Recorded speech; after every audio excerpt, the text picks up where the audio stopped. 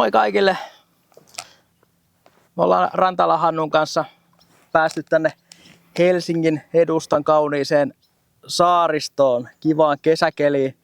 Ja me ajateltiin vähän jutella painista, ja koska tänä vuonna on Helsingin painimiesten 90-vuotis juhlavuosi, niin me ajateltiin jutella vähän myös Helsingin painimiehistä ja siitä, että mitä tässä 90 vuoden aikana on tapahtunut.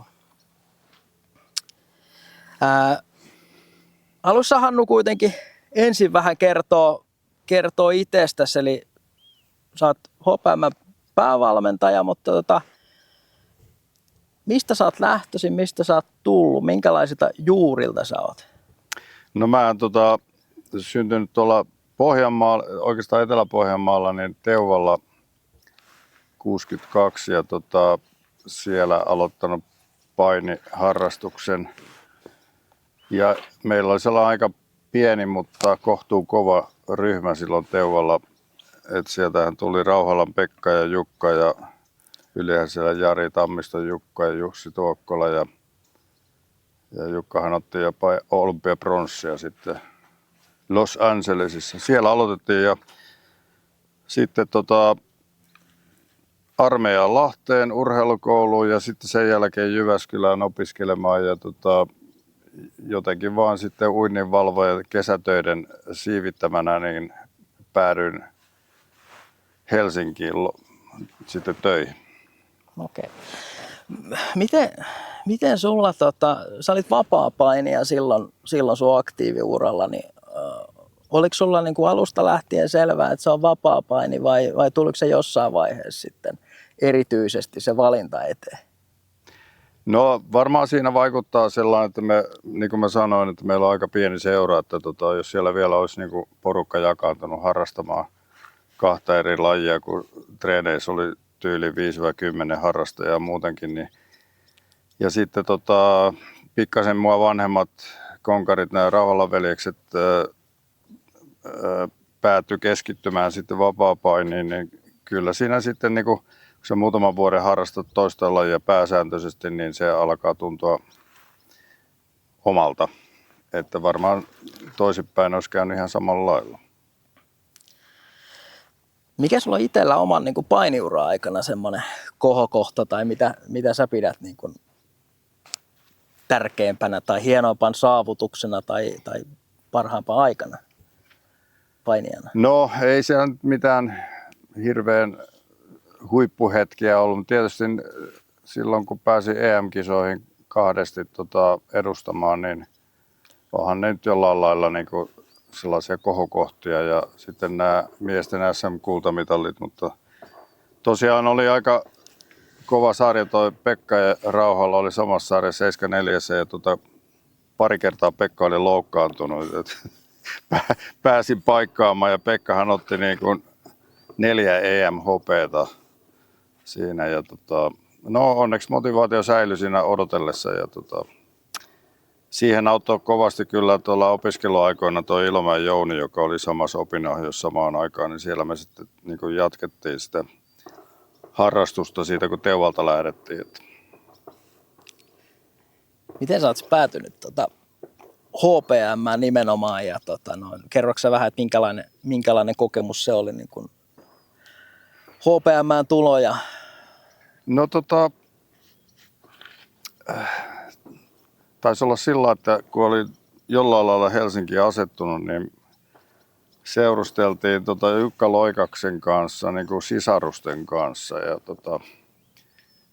Ja Juki sitten, joka oli niin kuin HPM:ssä, kyseli, että kun mä olin lopettanut painiuran, että kiinnostaisiko valmentaminen. Ja siitä se oikeastaan lähti. Meitä taisi olla 5-6 poikaa siellä HPM:ssä siihen aikaan ja sitten oli Loikas jo niin kuin sellainen konkari, että senioripainija ja se oli aika pieni seura siinä kohtaa. Et siitä se lähti sitten liikkeelle ja ei olisi ihan uskonut, että 35 vuotta myöhemmin ollaan edelleen täällä. Niin, kyllä. Näin se vaan on mennyt. Mitä sä osaat kertoa HPM:stä noin niin kuin yleisesti, kun HPM-historiahan on jonkun verran siellä täällä saatavilla, sitä on kirjoitettuna HPM:n kotisivuille ja näin edespäin, mutta osaisi kertoa niin kuin yleisölle ihmisille, ketkä ei tiedä taustaa, että mikä sai aikanaan niin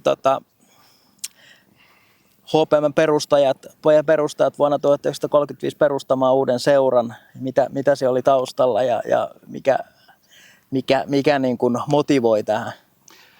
No ensinnäkin täytyy sanoa, että siihen aikaan niin kuin vuosisadan alussa ja just 35 paikkeilla, niin painihan oli niin kuin Helsingissä tosi iso laji ja niin kuin paljon isompi laji kuin tänä päivänä, vaikka me ollaan hehkutettu, että Uusimaa on noussut kovasti, niin painihan on tullut Suomeen niin kuin pääkaupunkiin ja levinnyt täältä sitten myöhemmin vasta maaseudulle. Suurin osa näistä HPM:n ensimmäistä painijoista perustamisen jälkeen oli aloittanut painiuransa Helsingin kisaveikoissa, joka on nykyään oikeasti puhtaasti niin kuin yleisurheiluseura, mutta siihen aikaan oli ennen 35 oli nyt paini ja yleisurheilu, saattoi olla muitakin lajeja, mutta paini oli siellä mukana ja siihen aikaan niin kuin on tullut todella paljon niin kuin tavallaan arvokisamitallia niille HKV-kavereille. Harmillisesti sitten tavallaan kun se seura perustettiin, niin siellä ei enää niistä 30-luvun ja 20-luvun mitallisteista kovin moni jatkanut siinä niin kuin HPM-nimikkeen alla. Et Eino Virtanen oli siinä 36 olympiapronssilla ja MM-hopeata. Tavallaan sieltä se lähti, että HPM perusti erikoisseura ja ensimmäiset painijat oli ja valmentajat oli sitä HKV:stä kaikki. Osa meni Helsingin poliisin voimailijoihin muistaakseni, mutta suuri osa kuitenkin tuli painimiehiin. Osaatko kertoa, missä silloin alkuaikoina treenattiin, eli missä päin Helsingissä treenisali oli? No sellainen kuin Kalliossa kuin Flemingin katu 9, siellä oli painipiireissä Narikan vintiksi kutsuttu paikka ja Kauko Penttilän, kun vielä ehti tapaamaan tuossa oman valmentajaurani alussa, niin hänen mielestään se oli painitehdas nimeltään ja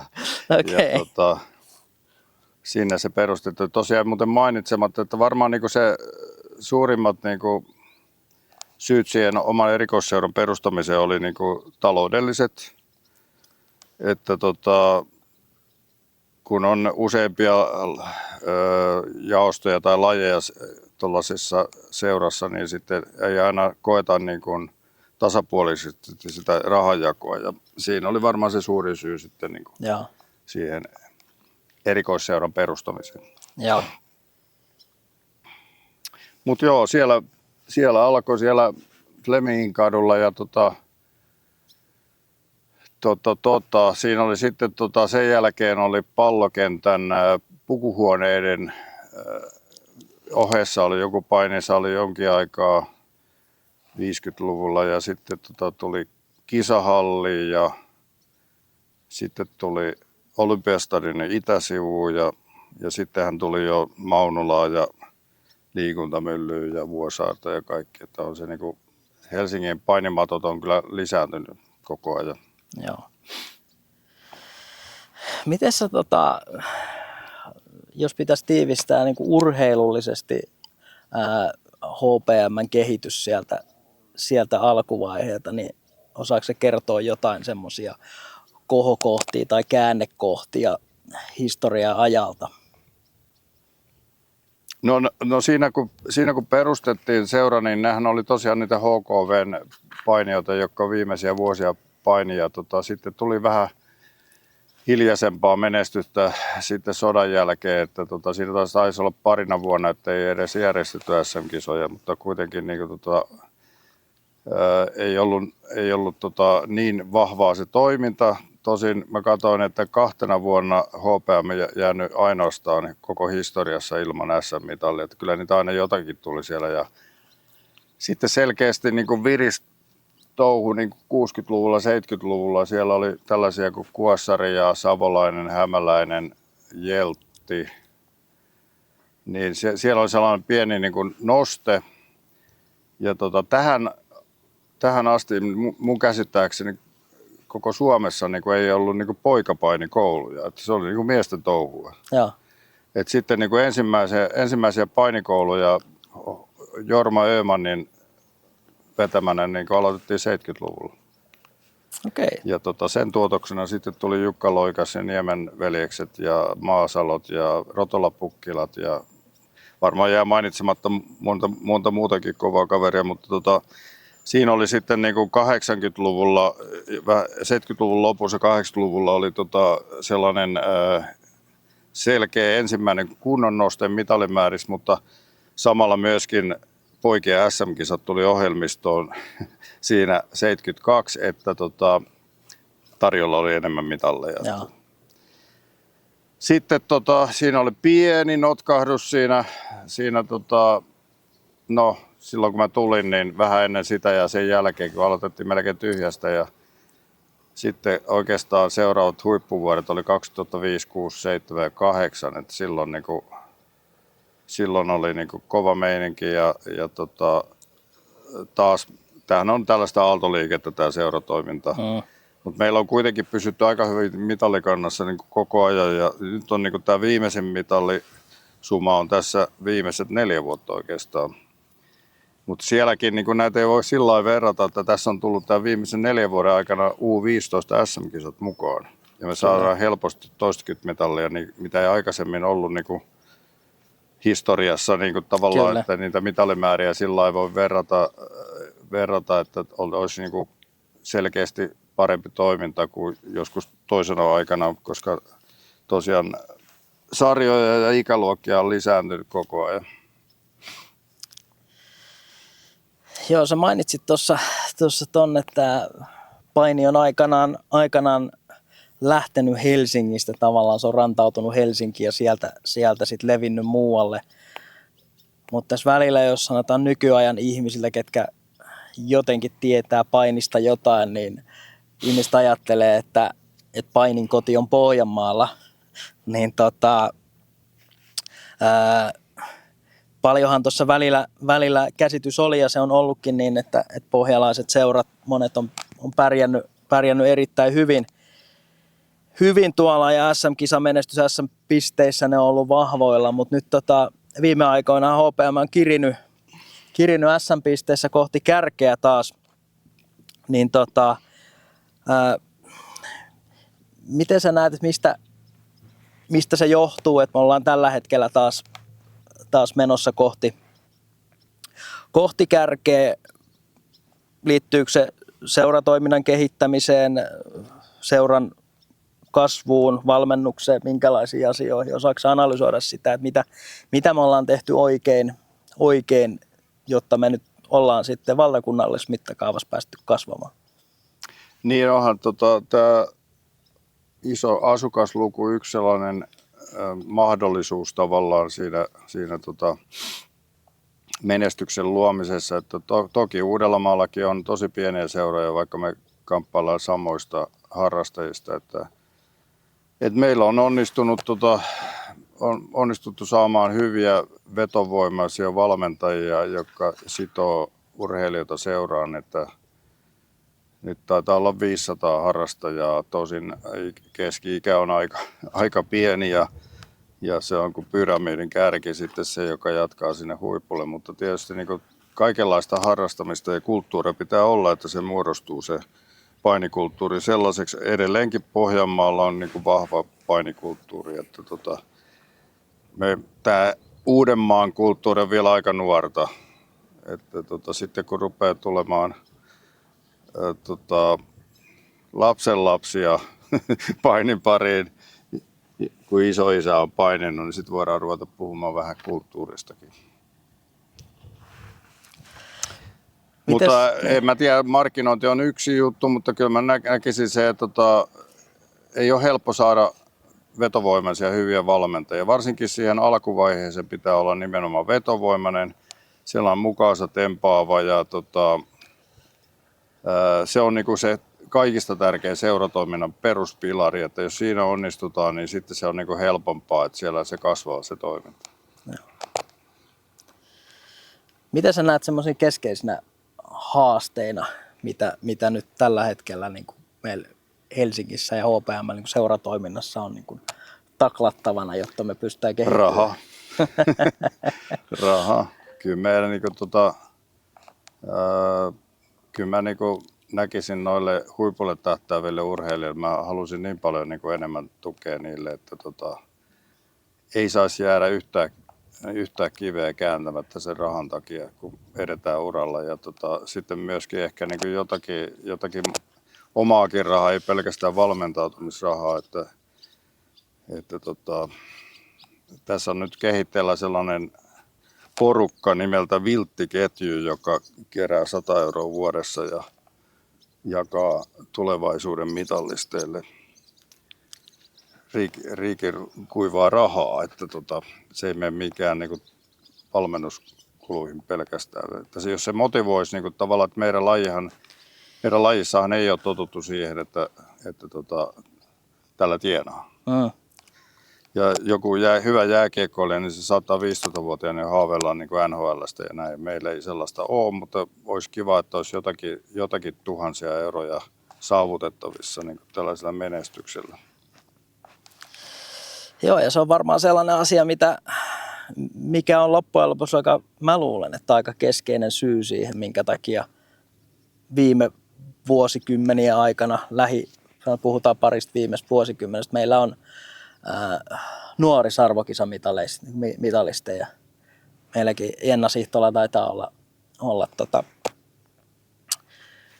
nyt edellinen, joka Suomen lipun väreissä niin kilpaili, mutta sitten taas siitä, kun mennään sinne aikuisuuteen, niin mitä urheilijoiden kanssa jutellut, niin usein se ongelma on se, että ei ole rahaa riittävän leireilyharjoitteluun, tai vaikka olisikin, niin sitten ei ole rahaa elämiseen ja olemiseen. Eli se on koko ajan semmoista niukkaa rahan kaivamista jostain.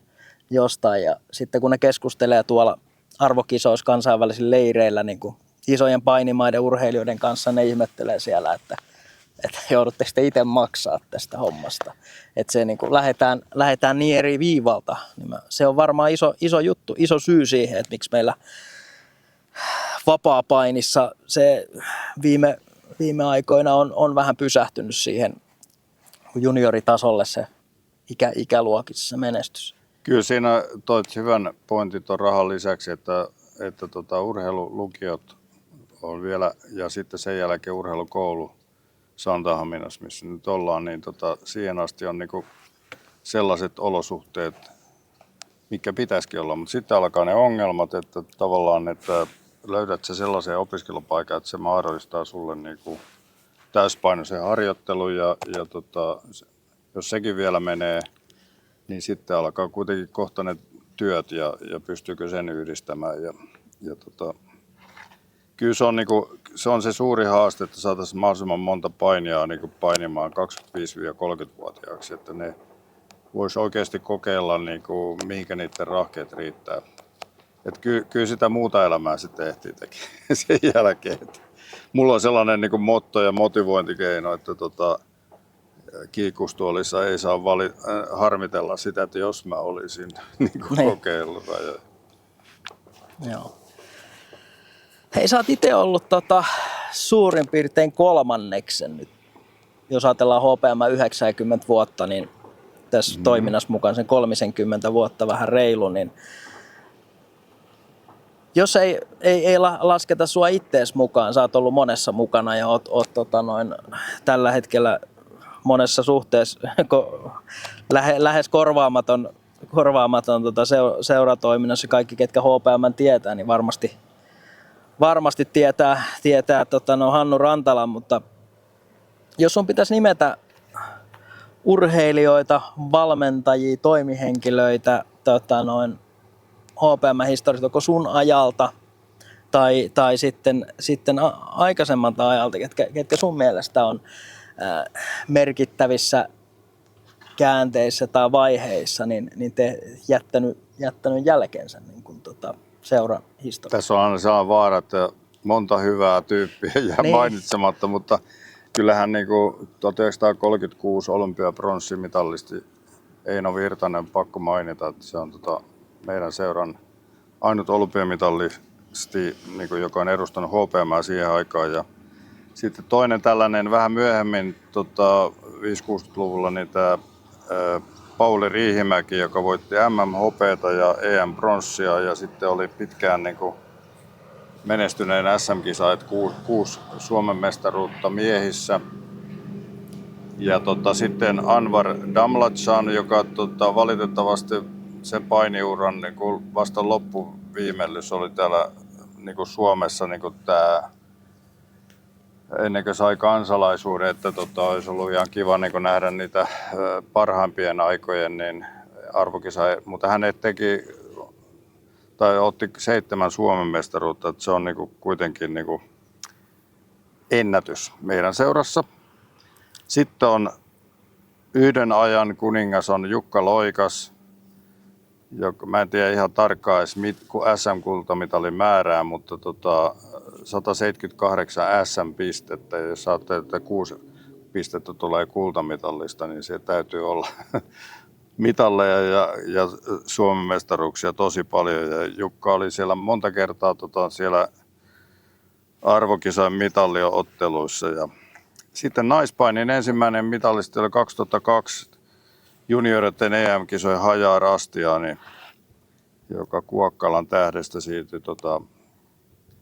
HPM ja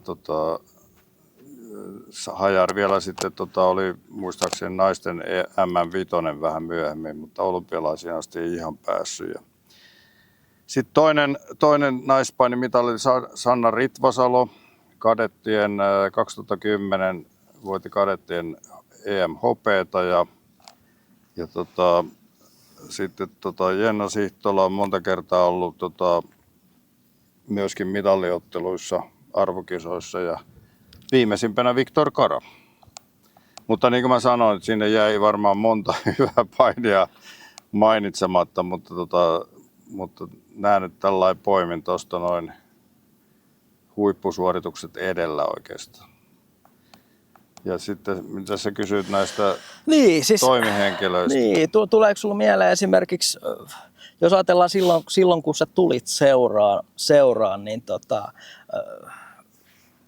oliko silloin tavallaan jotain sellaisia, keneltä sä opit niin kuin asioita seuratoiminnan järjestämisestä tai tälleen, tai ketkä sun mielestä on vienyt sun kokemuksen mukaan? Niin no 90-luvulla oli ehdottomasti toi Veikko Yliluoma, sellainen hiljainen puurta, joka ansaitsisi kyllä kaikki ansiomerkit, mitä löytyy. Että se oli sellainen huippukaveri, joka teki hiljaista työtä, mutta eikä nostanut itsestään hirveätä meteliä. Ja hyvin kuvaavaa on tällainen toiminta 90-luvun alussa, että treenit oli käynnissä. Veikko käveli siellä salissa ja kyseli pojilta, että lähdetkö ensi lauantaina Turkuun kisoihin. Ja sitten kun treenit oli loppu, niin se sanoi, että joo, nämä ja nämä on nyt lähdössä Turkuun ja nähdään lauantaina kello 7 kisahallin edessä. Sitten oli niin kuin 5 päivää siihen lauantaihin. Ja kaikki oli siellä niin kuin lauantaina kello 7. Tänä päivänä, jos sä sanot maanantaina, niin puolet unohtaa, koska se tulee vielä ehkä WhatsAppilla, sähköpostilla tai jollakin se tulee se tieto. Ei mun tarvitse muistaa. Mutta joo, se oli kiva niin kuin tämä kännykkäaika ja kontra siihen aikaan. Että silloin pitää oikeasti muistaa ja panna mieleen niin kuin juttuja. Mutta Veikko oli kyllä arvokas pari mulle ja sitten siihen samaan aikaan oli hieno puheenjohtaja Raimo Heinänen, joka kun meillä oli vähän hiljaisempaa siinä ollut seurassa, niin se lähti siitä oikeastaan Raimon aikana myöskin niin kuin nousuun. Ja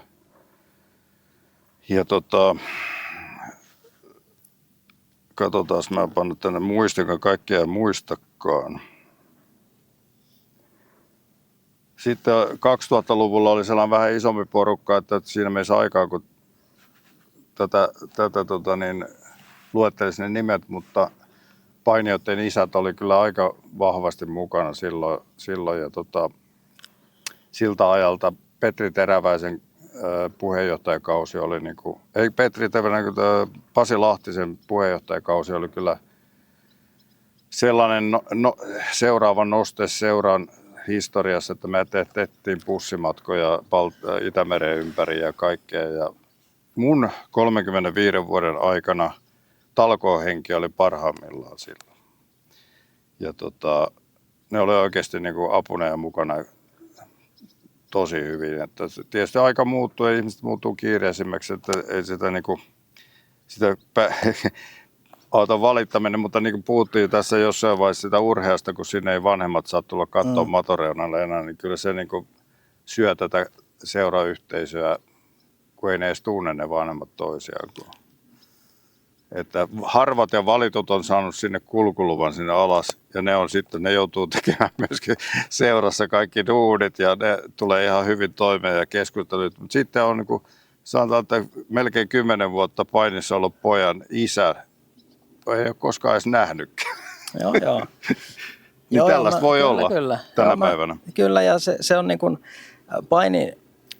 painikulttuurille, se on mun mielestä ollut aikamoinen haaste toi, että ollaan siirrytty tuommoiseen kaupalliseen saliin, tai urheiluhalliin, missä siellä on paljon hyviä puolia. Siellä niin kuin järjestelmä toimii, siivoukset, huollot, kaikki. Ei tarvitse niin kuin kantaa siitä infrasta huolta ja näin edespäin.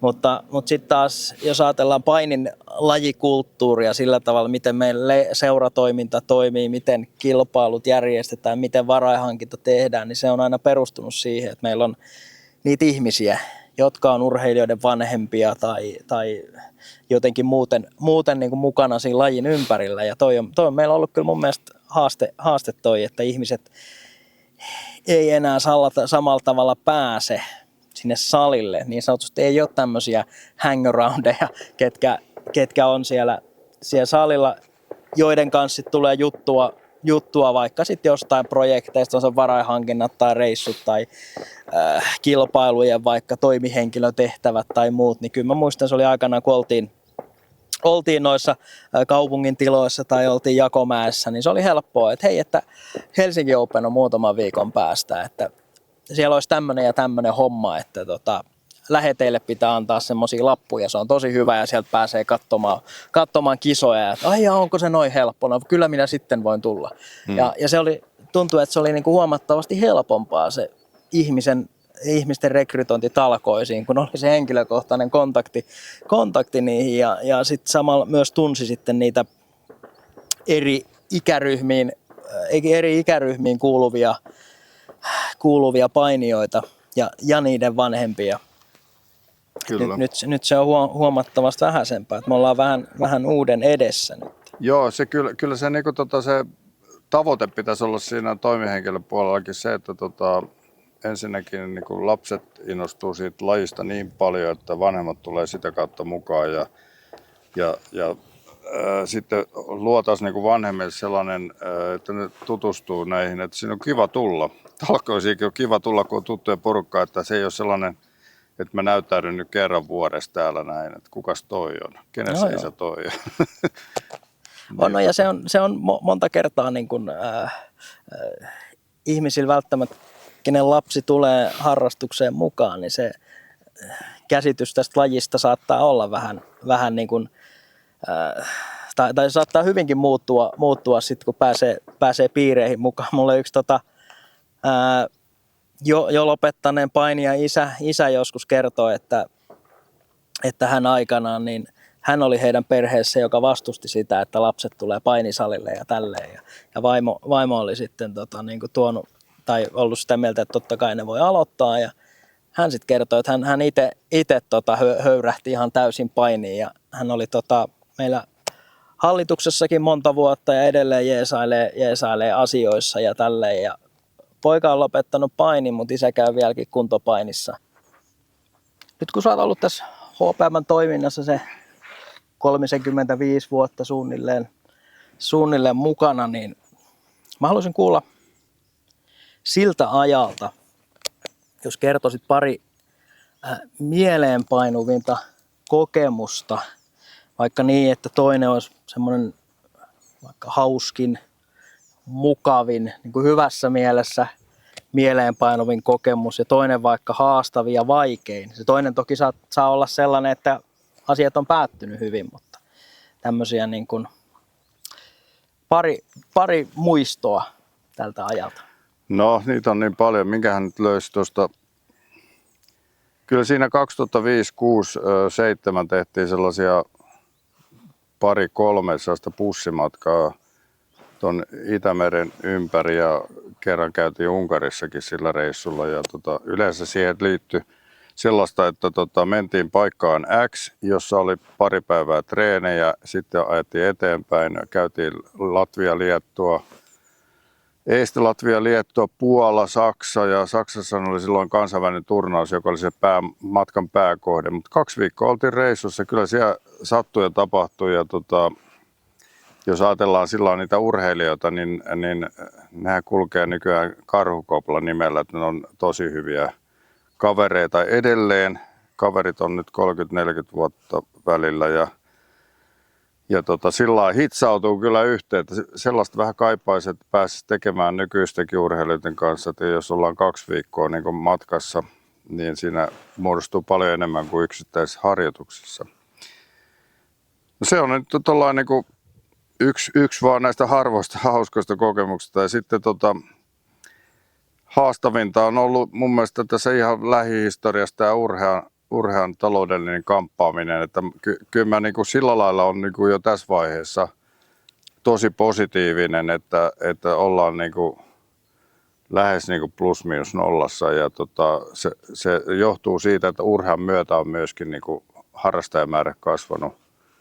Et nyt voi jo vähän hengähtää, että toivottavasti niin kuin kasvu jatkuu vielä vähän, että saadaan näille huippu-urheilijoillekin sitten vielä pesämunaa siitä. Mutta se on niin tuollainen negatiivisen kokemuksista niinku, tai pelottavista ja jännittävistä niinku ensimmäisenä. Joo. Mitä jos sä ajattelet nyt seuran tulevaisuutta seuraavan 10 vuoden aikana, kun mennään kohti HPM:n 100-vuotisjuhlaa, niin miten sä näet HPM:n tulevaisuuden? Mikä on sun visio? Mitä seuraavan 10 vuoden aikana tapahtuu? Mitä sä haluaisit, että tapahtuu?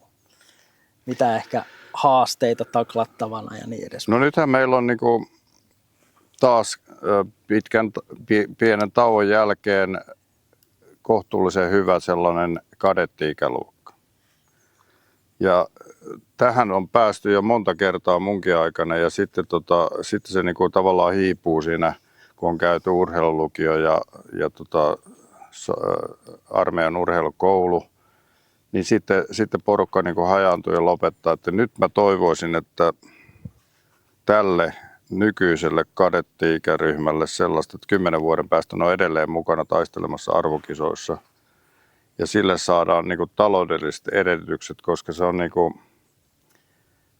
se suurin syy sille, että aika monen hyvänkin painijan huippu-ura loppuu siihen juniori-ikään. Että sitten vaan niin lasketaan niin näitä palikoita, että mitä tässä kannattaa tehdä tosissaan, että opiskella tehdä töitä vai painia. Siihen meidän pitäisi, tai toivoisin, että siihen löytyisi jonkinlaista ratkaisua, jos löytyy sellaisia urheilijoita, jotka haluaa satsata täysillä. Sitten niin joo, tämä taloudellinen puoli on sellainen joka tuli tuossa oikeastaan mainittua. Ja sitten mä haluaisin nähdä, että meillähän on nyt ehkä Suomen suurin naispainiryhmä. En tiedä ihan tarkkaan, että Vaasan toverit ja HPM:llä on tosi paljon naisia ja myöskin visiona on, että siellä on arvokisapainijoita useampiakin kuin muutama 10 vuoden päästä. ja että naispaini on niin kuin entistä isompi ja sen arvostus edelleenkin jatkaa niin kuin nousuaan niin kamppailulajien keskuudessa. Mites toihan on Suomessa ollut vuosikymmeniä ainakin niin kauan kuin mä oon itse ollut mukana, niin toi on ollut vaikeeta, tosi vaikeeta toi urheilun rahoittaminen, nimenomaan just se, että on verotuksellisia syitä ja tällaisia asioita, mitkä mahdollistaa sen, että vielä tietyillä ehdoilla pystytään maksamaan kilpailumatkoja suoraan, leirejä ja tämmöisiä, mutta edelleen se urheilijan arki ja rahatilanne on aina ollut vähän heikko, niin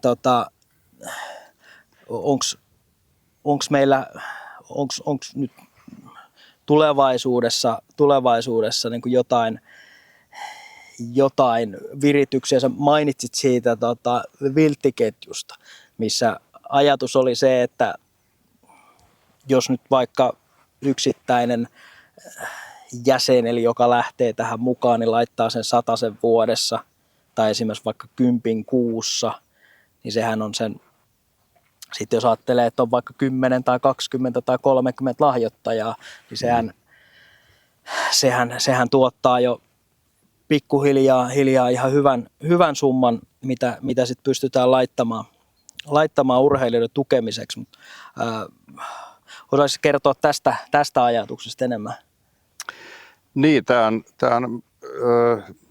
Rasul Dekhan loi tällaisen idean, että hän halusi Viktor Karalle niin kuin myöntää itse 150 € stipendi tuolla juhlassa. Ja sitten me siellä kokoonnuttiin. No, mä sanoin, että mä oon mukana kanssa saman tien. Ja sitten tuli Ruuseleffi Jouni siihen. Ja kyllä mä uskon, että meillä niin kuin löytyy aidosti sellaisia ihmisiä, jotka on niin kuin itse nähnyt sen, miten hankalaa se on se tilanne siinä 20-30 vuoden välissä ja on niin kuin nyt aikuinen ja sillain niin kuin taloustilanne itsellään sellainen, että pystyisi niin kuin tukemaan nykyisiä urheilijoita. Mä luulen, että ei niin kuin hirveästi tarvitse niin kuin anella ja pyytää, kunhan vaan niin kuin ihmiset tietää, että tällainen vaihtoehto on. Ja siinä oli niin kuin vähän se pointti, että siellä kerätään niin kuin tuleville mitallisteille niin kuin sellaista kunnon pottia sitten, että siellä on niin kuin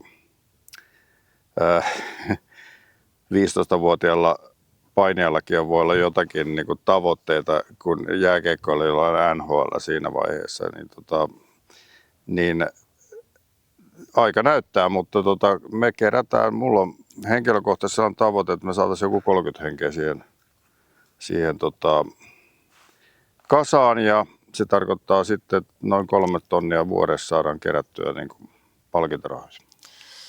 Niin, ja sehän riippuu hyvin paljon siitä, aika näyttää, että jos me saadaan paljon ihmisiä, kello on varaa laittaa esimerkiksi vaikka se 10 kuussa, sitten voi olla, että joku laittaa enemmän. Meitä on erilaisissa tilanteissa ihmisiä, niin jollekin voi isompi lahjoitus olla tehtävissä ja näin, mutta mun mielestä on tärkeää, että me luodaan selkeä kanava, selkeät askelmerkit siihen, että jos joku haluaa lahjoittaa, niin siihen löytyy selkeät ohjeet, että tämän mukaan, ja on se sitten MobilePay tai e-laskutilaus tai millä se toimii, niin se on selkeä ja siinä on selkeät perusteet, miten sitä rahaa käytetään ja näin edespäin, jolloin se on sitten lahjoittajallekin selvä. Onhan meillä niin kuin lapsen kengissä, niin meidän lajissa tämä sponsoreiden hankinta ja varainhankinta sinänsä, jos katsoo, että kyllä meiltäkin on niin kuin lähtenyt vapaa-ottelun puolelle maahanmuuttajia aika paljon sillä, että kun ne näkee, että siellä niin jotakin voi saadakin. Kyllä. Kyllä niin kuin Suomessa harrastetaan aika pitkälle niin kuin niin kauan sitä urheilua, kun se on mukavaa ja hauskaa ja ei aika harvalla niin kuin huippupainijallakaan kiiltää dollarit silmissä, kun ne vetää tuo treenejä. Että kyllä se on se joku arvokisamitali ja sitten siitä jää niin kuin jälki historiaan, että se on se, mikä painaa niin kuin eteenpäin. Joo, ja kyllä se, mä luulen, että toi, että jos me saadaan tavallaan niitä palkintorahoja tämmöisiä, että jos vaikka saataisiin sellainen tilanne, että jollain urheilijalla olisi jatkuvaa menestystä sillä tavalla, että okei, että hän tietää, että jos hän taas saa mitalin, hän voi budjetoilla tälle vuodelle ton verran rahaa, jolloin kannattaa jatkaa ja näin edespäin, kun nyt mitä tässä on oppinut tuntemaan näitä meidän nuorten arvokisamitalisteja HPM:stä ja Javosta ja näin, ketkä on niin kuin saavuttanut arvokisamitaleita junioreissa, niin sit se on hyvin osunut yleensä siihen, kun lukioijan tai armeijan jälkeen alkaa opiskelut, niin siinä kohtaa sitten on tehty se päätös, että tämä ei nyt oikein sovi yhteen, kun pitäisi rahoittaa tämä juttu ja saada jostain rahaa siihen leireilykilpailuun edelleen ja samalla painaa se, että... Mutta niitäkin kavereita, jotka lopettaa siinä niin kuin anyway, niitäkin kaivataan tuolla salilla, että ne on erittäin tärkeitä harjoitusvastustajia niin tuleville sukupolville. Kyllä. Ja tässä yhteydessä, niin kun tuossa nostettiin joku aika sitten niitä merkittäviä henkilöitä niin tapetille, niin täytyy myöskin nostaa tämä 5-kertainen Suomen mestari Jouni Rosenlöf, joka edelleenkin antaa tosi paljon oppia näille nuoremmille ja pystyy niin kuin antamaan hyviä harjoitusvastuksia tuolla treeneissä, vaikka ikää on jo yli 40 vuotta. Mutta niin kuin sitä kulttuuria pitäisi saada enemmän, että jos se huippu-ura loppuu, ei se tarkoita sitä, että se painiharrastus loppuu. Että me kärsitään kuitenkin tässä periferiassa Euroopassa niin kuin harjoitusvastuuteen puutteesta aika lailla, niin kyllä tuo salilla pitää olla niin kuin hyvä meininki, että ei voi niin kuin siihen perustua se paininta ulkomailla vaan leireillä.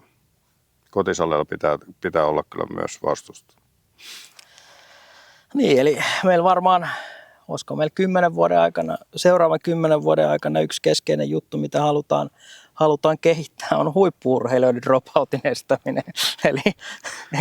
Eli dropoutin estämisestä paljon puhutaan niin kuin nuorten keskuudessa, mikä meillä on ollut tosi tärkeä ja siihen ollaan panostettu, mutta tämä on myös huippu-urheilijoiden dropout, eli ne lopettaa just tuossa juniori-iän niin kuin päätteeksi, niin se, että pyrittäisiin miettimään keinoja, just on se sitten tämä rahallinen tai muita keinoja, millä me saataisiin heitä jatkaa sitä huippu-urheilua. Jos ei jatka huippu-urheilua, niin sitten pyrittäisiin tukea sitä, että he jaksaisivat kuitenkin jatkaa lajin parissa, koska se on taas näille nuorille, ketkä tulee sitten sieltä selän takaa ikään kuin pikkuhiljaa ohi, kun joku huippu päättää sitten lopettaa uransa, niin se on kuitenkin mieletön tuki ja määrä kokemusta ja arvokisakokemusta, osaamista, mitä se vanhempi painija pystyy niille nuoremmille, kellä on vielä tavoitteita, niin antaa. Et se on kyllä hieno, niin kuin sanoit, hieno juttu, että meillä on muutama tämmöinen, ketkä vielä käy. Kyllä. Käy tuolla reeneissä. Joo, meillä alkaa pikkuhiljaa tässä olemaan aika täysi. Kiitos oikein mainiosta keskustelusta, Hannu Rantala, ja kiitos yleisölle mielenkiinnosta. Ja jatkossa me tullaan tekemään erilaisia painiaiheisista, mielenkiintoista painiin liittyvistä aiheista tämmöisiä rupattelutilaisuuksia, niin kehotan myös katsomaan jatkossa meidän podcastia.